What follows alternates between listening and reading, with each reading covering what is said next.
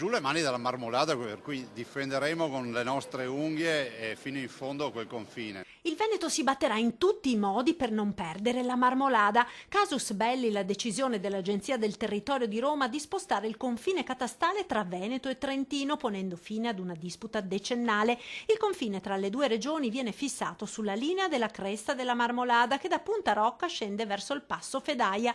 Viene così ribadito quanto stabilito nel 1982 da un decreto dell'allora Presidente della Repubblica, Sandro Pertini, che di fatto assegna il massiccio al comune trentino di Canazei a scapito di quello bellunese di Roccapietore, una decisione che sconfessa il successivo accordo tra gli allora presidenti del Veneto Galan e della provincia di Trento Dell'Ai, che nel 2002 raggiunsero un'intesa sul confine. Trento arretrò cedendo al Veneto la vetta. Sembrava vicenda conclusa dopo decenni di carte bollate, ricorsi, sentenze. Ora invece la marcia indietro con il nuovo tracciato del confine che scippa al Veneto la Marmolada.